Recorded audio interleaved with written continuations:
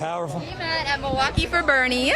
We canvassed out in Iowa, we canvassed out in Minneapolis, and then coronavirus hit, and it kind of all, fell apart from there. But we did a lot of phone banking. We were super excited for Bernie, and this establishment stole it from him. So the last time we went to canvass in Minneapolis was on March 1st. And Milwaukee blew up.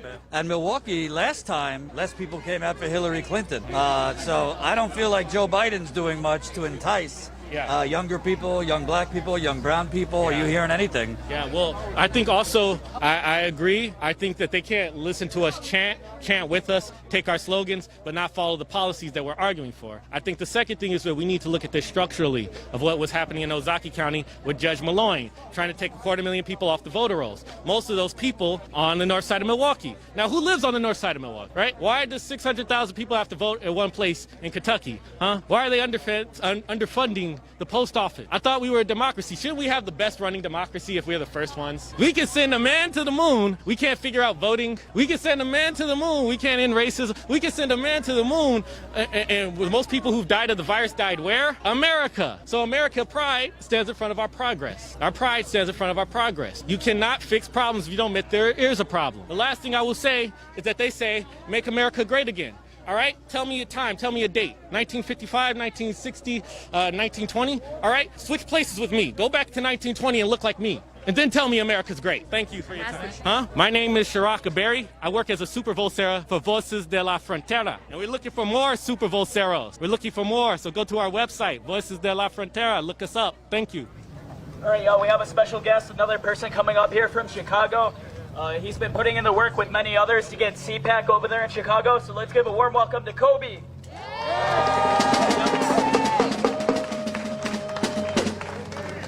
Hello.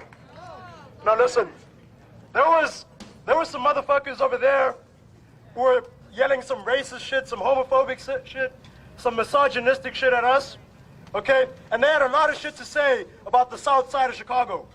I live on the south side of Chicago. Okay, so let me tell you about it.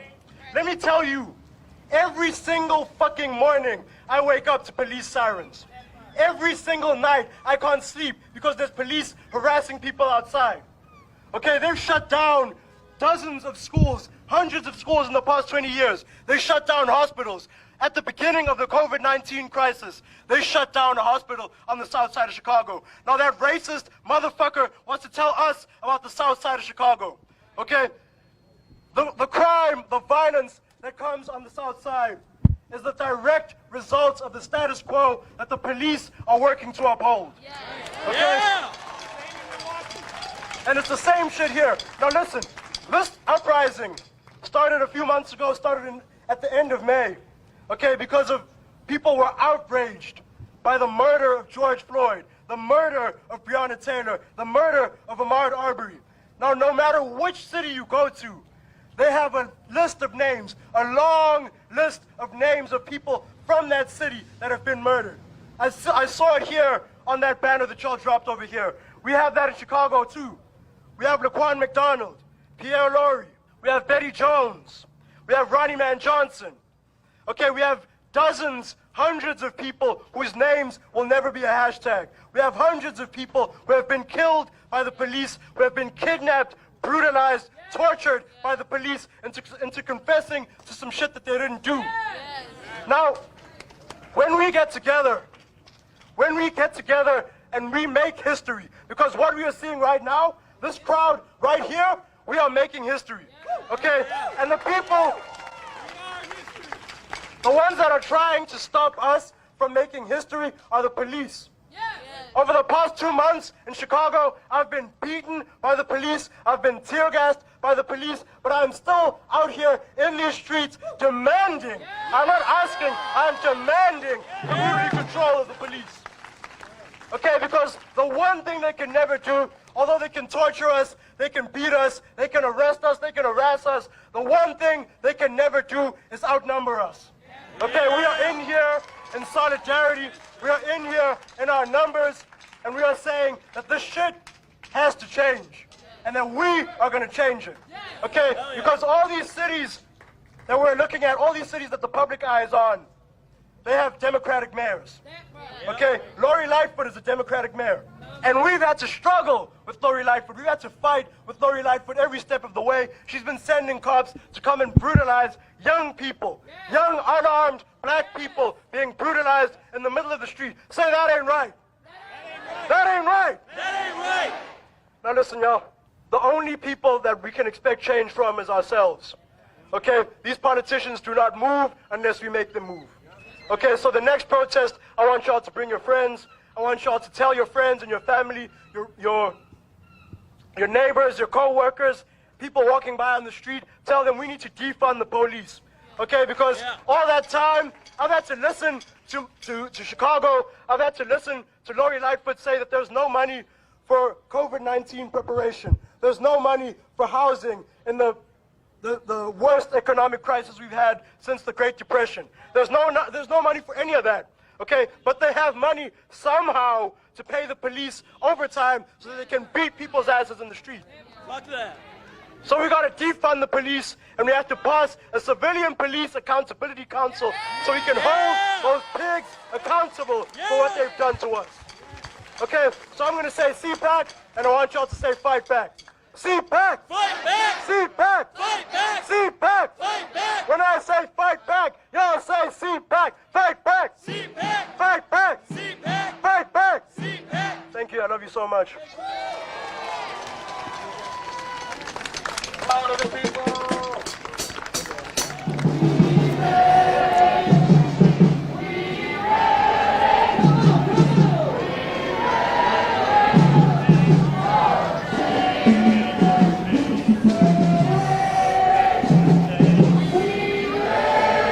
So I think they've been marching now for about an hour and a half, maybe more.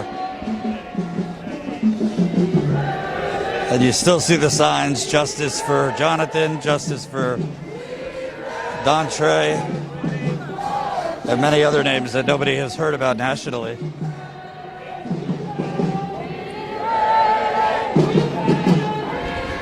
Hey, you know what, Jordan? I'll tell you what, if Trump gets elected, we're going to have to yellow vest.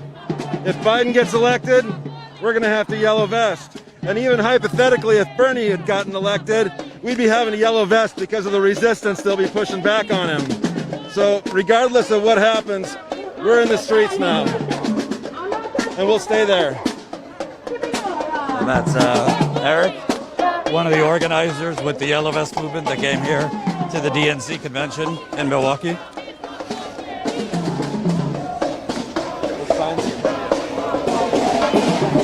So they are in front of the Immigration and Detention Center here in Milwaukee, ICE. Say no more, I gotta go.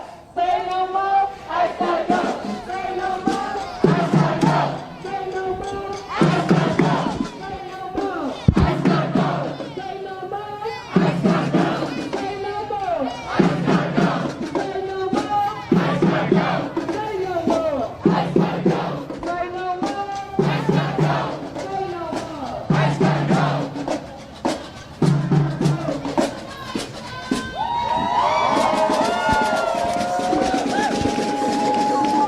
And of course, Joe Biden is not for ending ICE. All right, the person that I'm going to have up next is the speaker who doesn't even really need an introduction. She's been involved in Milwaukee forever, and I'm just even going to say her first name, and you're already going to know who I'm talking about. So I'm going to welcome Christine from Buses.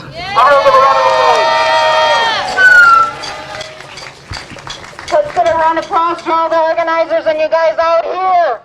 All right. I gotta say, I had the same reflection that was made at our previous stop by the young man who was saying it was like disappointing that Biden and Harris didn't come to the DNC, at least them. And here you have Trump ginning up his racist base all over the state. And what gave my heart, what really lifted my heart, was this march and all of you and our young speaker who was part of the DNC conversation on what's needed on immigration. But what this march represented to me is hope. Hope because it's the movement. It's the movement that's going to defeat fascism in the November elections. And it's the movement that is going to hold a new administration accountable for the changes that we need. And the progress that can be made locally, state level, and federally, we see it. We should celebrate it because we are at a historic moment. in the fight against racism. The Black Lives Matter movement has re-brought us together, has really said it's bigger. It's about questioning institutionalized racism as a whole, all of it. And we have made progress. What we should celebrate tonight, that the Fire and Police Commission did demote Chief Morales, which was a demand of the movement. We should also celebrate the stress workers that just recently, immigrant essential workers that won justice in terms of a settlement because of the community support that surrounded them and not because of the strength of the laws. It was what should be, was morality dictated and the community support behind it. Voices is building a network of 23,000 voters, not just to defeat fascism in November, but to also make sure that we win immigration reform that is long overdue. That in the first 100 days we protect DACA and expand it, and that we also make sure that we get the kind of support that we need for resources for people who are unemployed, that we have protections on the job, and all of that is going to happen from the power of the movement. So thank you guys for everything you're doing. Si se puede.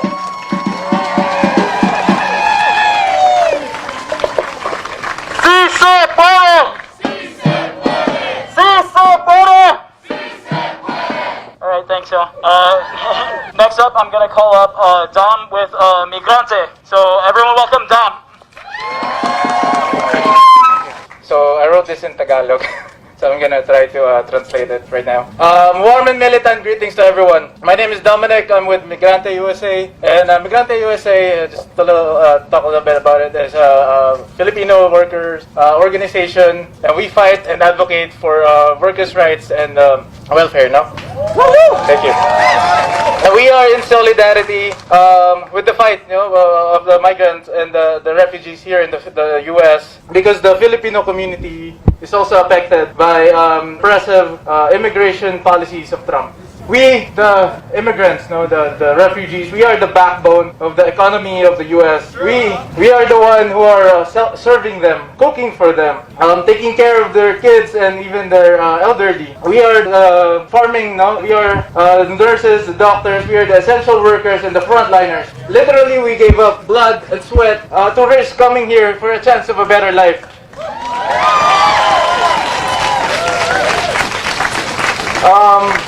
Because the complete condition of our countries where we came from is not enough for our families to live off. The low wages, really expensive groceries, the lack of jobs, corruption in the government, and the fascist and dictator leaders of our countries. These are just some of the problems that we are facing and some of the reasons why we are moving to go out of our countries. And really, let's not be deceived. It doesn't matter if it's the Republican or the Democrat who's the president, no? Because this will not change the repressive policies of immigration. Example, during the Obama era, thousands upon thousands of immigrants were deported. A lot of them also, thousands upon thousands, are still in detention camps. And they even separated the kids to their mothers. But we will not be defeated. We will not lose hope. We will not stop until we win. For everyone to be legal. Yeah. For everyone to be released from this detention camps. And we're also gonna, let's all say, that abolish ICE. Abolish ICE! Thank you. And we have Vale coming up to speak on behalf of El Pueblo, so really give a big round of applause. Let's go.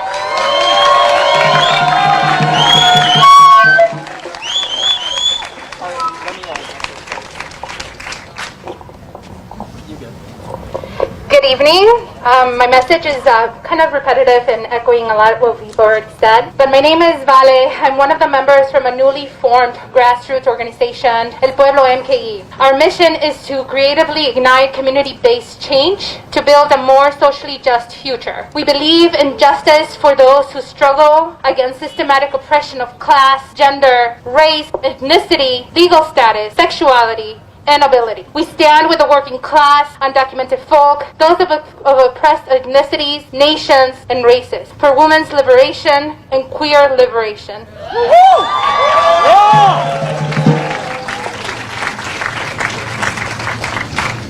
We stand by our brothers and sisters affected by the racial pandemic. We fight anti-blackness, colorism within our own non-black Latinx communities and strive to educate our own families in the Black Lives Matter movement because las vidas negras importan. Las vidas negras importan. Las vidas negras importan. Here in the United States and across the world. In parallel, as we are living through the COVID-19 pandemic, we seek to bring education to our Milwaukee Latinx community around the effects and safety measures to stay safe during these difficult and unjust times. Latinx make up only 15% of Milwaukee's population, but as of yesterday, we make up 30% of the confirmed COVID cases. Why? Because our families make up most of the essential workforce. Many undocumented, uninsured, and overworked, neglected, abused, and scapegoated. From today and here on out, we are saying enough is enough.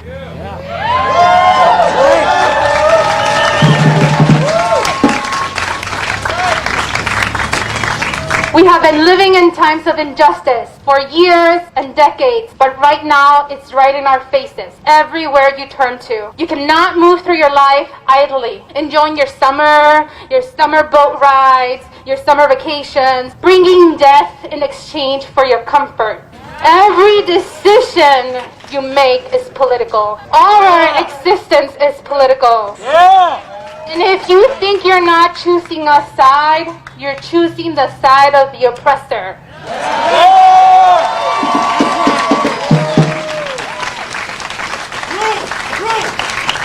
There are children in cages. There are men and women dying at the hands of ICE law enforcement. Our families are being torn apart for the sake of greed and racism. And our black communities continue to be killed. During the Obama administration, more than 3 million people were removed. Removed. It doesn't count the returns. There's a difference in the terminology. During the Trump administration, we've been living under explicit hate, misogyny, racism, and we cannot assume that a Biden administration, if he wins, will be any different.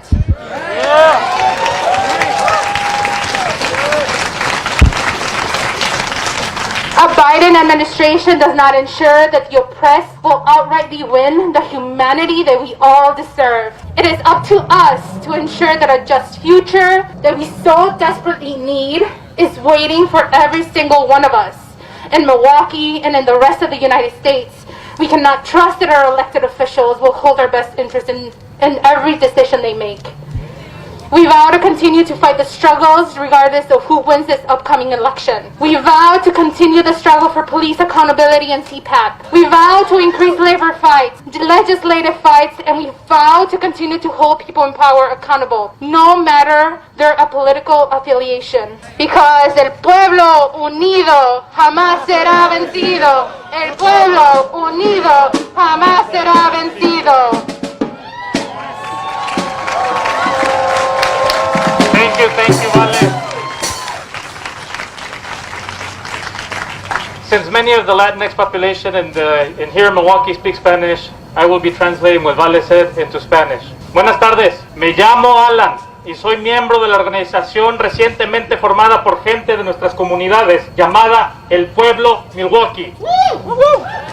Nuestra misión es animar creativamente cambio comunitario para crear un futuro más justo. Creemos en la justicia para toda la gente que lucha en contra de la opresión sistémica de la clase, el género, la raza, la etnia, el estado legal, la sexualidad y la habilidad. Expresamos nuestra solidaridad con las clases trabajadoras, con la gente indocumentada, con aquella gente de etnias, razas y naciones oprimidas, con la liberación de las mujeres y con la liberación de la gente queer. Expresamos nuestra solidaridad con nuestras hermanas y nuestros hermanos afectados por la pandemia racial. Luchamos en contra de la antinegritud, el colorismo dentro de nuestras comunidades latinas no negras y nos esforzamos para educar a nuestras propias familias acerca de los movimientos por las vidas negras. Las vidas negras importan. Las vidas negras importan. Las vidas negras importan. Repito, las vidas negras importan aquí, en Milwaukee, en todos los Estados Unidos y en todo el mundo.